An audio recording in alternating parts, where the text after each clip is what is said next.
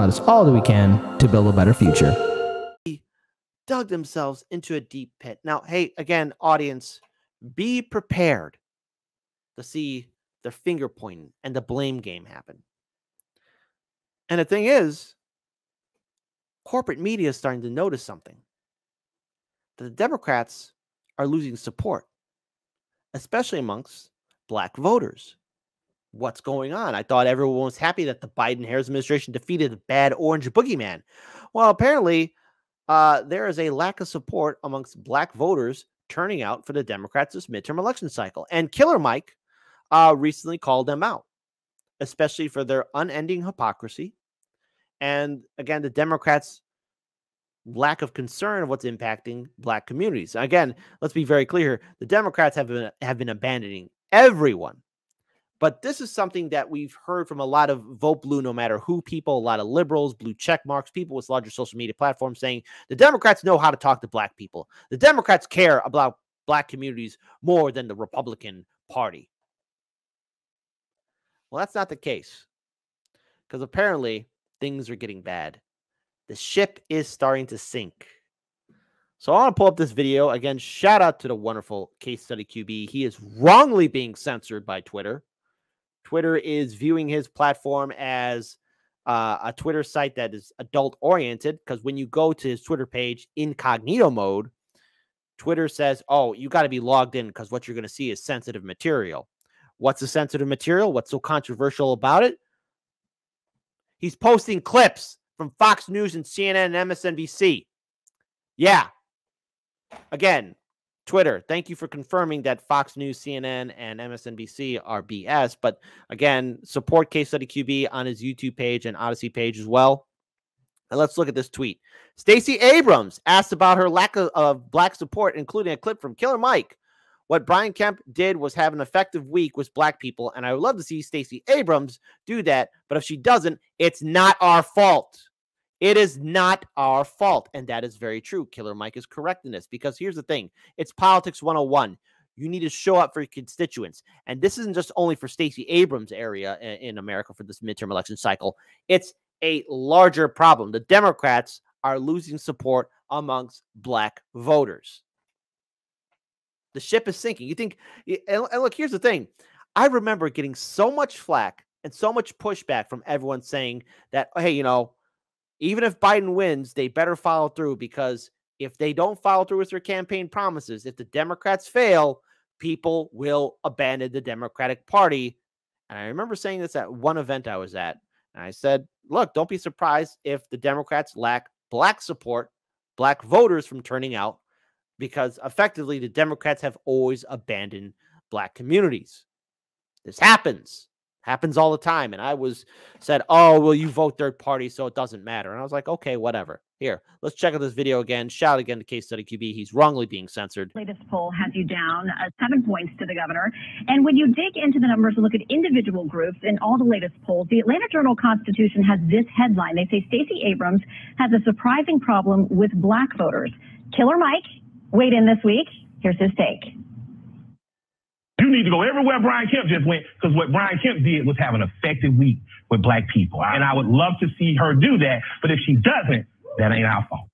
Why do you think there's a perception of some disconnect between you and this very important voting group? I think it's a manufactured crisis designed to suppress turnout. And what I would say is, if you look at my polling numbers and the polling numbers of my ticket mate, Senator Raphael Warnock, we're polling similarly well with black voters. Folks, I should have gave a warning up ahead. She's going to give a word salad. Now, what's a word salad? You're going to say a lot of words that don't really add up to nothing, because a word salad really means nothing. See, because here's the thing. If you look at poll numbers and the data that's being presented before you, you'll quite see that the numbers don't quite add up. But see, that's not the point, because so long as we get our message out there and people see it, then those numbers will go up. And that's what it means. So I understand people are saying this, but don't worry. It's all good, because at the end of the day, I really like being here. It's nice looking at everything here. Look at the bright lights. Oh, look at everyone smile. What a beautiful day. Poll numbers, hey, vote blue no matter who. That's what a word salad is. You say a lot of words and hopefully no one will ask any questions. We know, however, that Black voters, like every voting population, deserve the respect of having someone to come and speak to them, engage them. And while Brian Kemp may have had 2 events this week, I've done more than 50 events in the Black community. And what I have done consistently for the last 15 years is reach out to and reach into communities. I'm excited about the turnout we're seeing. I'm excited about the engagement that we're seeing. Hold on. I see that we're 1 minute, 10 seconds in. I'm just going to rewind us back here because, again, let's remember the question that was presented to her, okay? Because this is a word salad. I'm sorry to put you guys in this abuse, but it's important because a word salad will make you forget about the question. Into the numbers and look at individual groups in all the latest polls. The Atlanta Journal-Constitution has this headline. They say Stacey Abrams has a surprising problem with Black voters. Killer Mike weighed in this week. Here's his take. You need to go everywhere Brian Kemp just went, because what Brian Kemp did was have an effective week with Black people. And I would love to see her do that, but if she doesn't, that ain't our fault. Why do you think there's a perception of some disconnect between you and this very important voting group? I think it's a manufactured crisis designed to suppress turnout.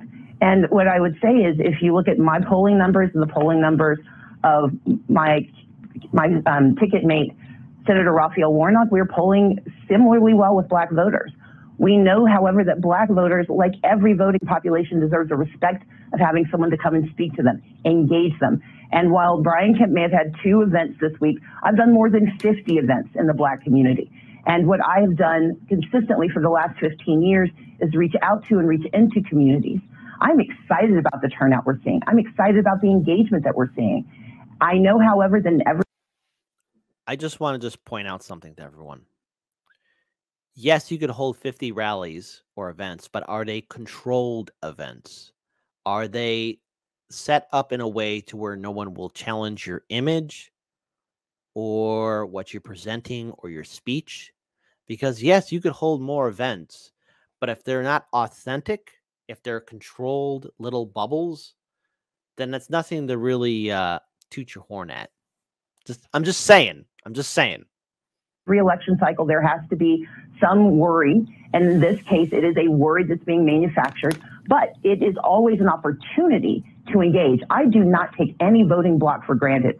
I may be African American, but I'm not entitled to a single vote that I don't earn. And I have spent every day of this campaign reaching out to and reaching into communities to make certain that they know that when I become governor, I'm going to close that 100-year financial gap that Brian Kemp is currently overseeing between Black and brown businesses and majority-owned businesses. I'm going to expand Medicaid to provide 500,000 people with health care, 40% of whom will be African American. I'm going to tackle an affordable housing crisis that has grown under Brian Kemp to put Georgia as the number 4 state for evictions in the nation, even though we only have the 8th highest population. And hey, let's have democracy in the chat. I know, controversial statement, because what the hell is democracy? Type 1 if you think she's memorized this speech and she's actually reading it or she's been practicing for it for this interview. Type 2 if you think this is an authentic speech from the bottom of her heart and she's really telling the people that I'll be the best candidate for governor. Have at it, folks. And we have the 4th highest incarceration rate under Brian Kemp, even though we're the 8th largest state. These are all very discernible and clear issues for Black men, for Black communities. And I'm the only candidate not only talking about these issues, but providing solutions. And I encourage every voter to look at my website and understand my plans for Georgia. Vote harder, everyone. No, the ship's not sinking. No, my kitchen's not on fire. It's the Aurora Borealis. Remember that? Shout out to anyone who remembers that skit from The Simpsons where Superintendent Chalmers was visiting Principal Skinner and the infamous steamed clams. Skinner looks up and sees that Superintendent Chalmers looks up and says, "Oh my God, what's happening in there?" And Skinner says, "Aurora Borealis?" And Aurora Borealis, at this time of day, this part of the country, located right in your kitchen. Yes. Can I see it? No. Oh, no. Trust the Democrats. The Democrats aren't failing. The Democrats would never let us down. Come on, folks. You think the Democrats would ever lie to you? Think the Democrats aren't collectively crapping their pants knowing that, again, statistically speaking, midterms have a low voter turnout. I mean, that's just being clear here. Just being honest with all of you. Democrats, or at least in midterms, voters don't turn out, especially during the primary and especially during the general portion of a midterm election cycle. It's always been low voter turnout. Now, again, there is a lack of enthusiasm, especially amongst black voters, for the Democratic Party. So here we go. Again, this is all the wonderful people from MSDN, or not, I almost got them confused. CNN, an institution we can all trust. We got Nina Turner, Marky Sellers. We got Mia Love discussing the lack of enthusiasm from black Democratic voters in various states. Sellers says Democrats have to do a better job, particularly with black men. That's something we haven't done forever. Uh-oh. What's going on here? Is the honeymoon over? Just as a voter, I can tell you I am very concerned at the lack of enthusiasm in our state right now. I don't feel and see the enthusiasm that I think voters across Georgia should have right now. And I know that oftentimes in midterm elections, people don't turn out to vote. I hope that won't be the case this year in Georgia. She's talking about Democratic voters. Yeah, no, and I mean, I think she's sounding the alarm just as many people have been doing, but it ain't just Atlanta. I mean, It's Philadelphia in the race in Pennsylvania. It's Cleveland in the race with Tim Ryan and J.D. Vance. It's Orlando and Miami in Val Demings' race. And so Democrats have to do a better job, particularly, and I can't wait for my phone to blow up after I say this, but particularly with black men. You just can't come to black men after Labor Day and say, come vote for us every 2 years. I'm wondering when Nina Turner will show back up on independent media like TYT or Kyle Kalinske. Maybe she'll show up on the Jimmy Dore show again. She's on CNN, an institution that we can all trust. An institution that doesn't spend millions upon millions of dollars for a failing streaming service that only lasted for 1 freaking month. Hell out of here. Anyways, no, he's correct. Again, like, what's the Democratic Party done for black voters? Nothing. But then again, you have outlets like CNN, MSDNC, ABC, CBS, New York Times, Washington Post telling everyone, hey, you got to vote blue because the Democrats care more about you than the Republicans. No, neither of the two parties care about you. They don't think about you. They don't like you. They don't respect you. There has to be a more direct, engaged approach with black male voters who, by all intents and purposes, after African-American women, are the second largest turnout base. And that's just something that we haven't done forever. And it drives me crazy. So you're in Ohio. Tell us. I am. And I'm amen in what Bakari is saying. I mean, the Democratic Party often leaves out the whole swath of black men. And black men matter too. Their votes matter. And they are very much an integral part of the success of the Democratic Party. And again, let's look at the guy who proudly wrote the crime bill. Now, this guy, his name, honest to God, Jack, his name is just skipping my brain.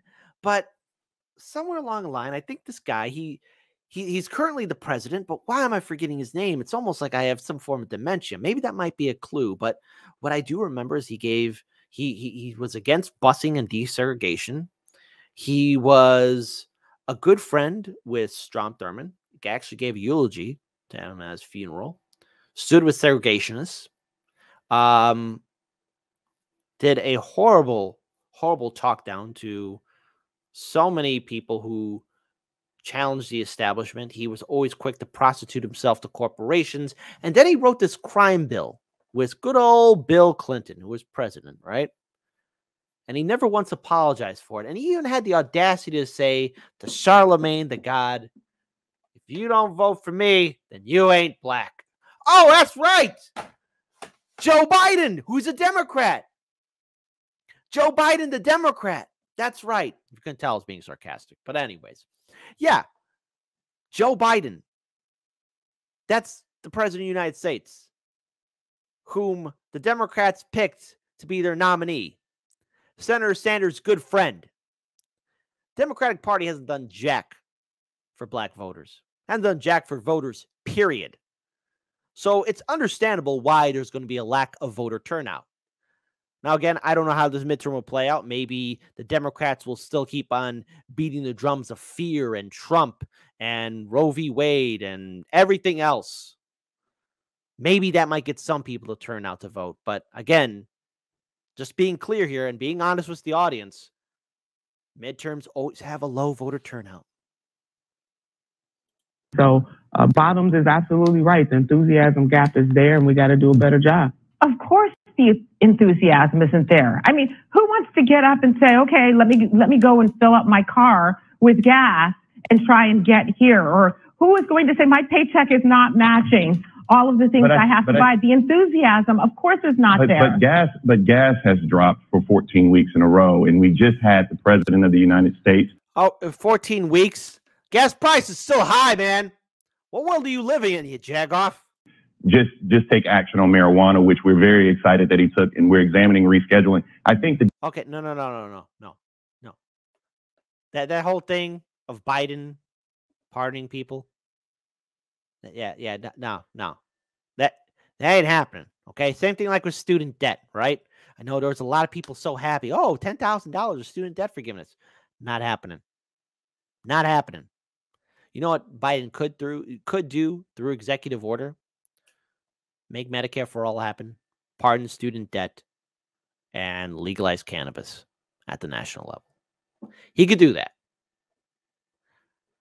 Biden just said words, or somebody said words for Biden. Or what, lower gas prices in 14 weeks. Those prices are still high, Jack. The disconnect, though, is the sustained approach over time and the direct messaging and communication to these groups, which is what Nina and I are. All right. So there's a lot to take away from that. There's a lot to unpack here with that video.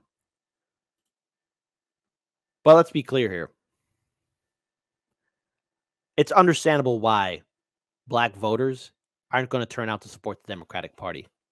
Since 2021, so many homeowners and renters and small business owners have lost everything.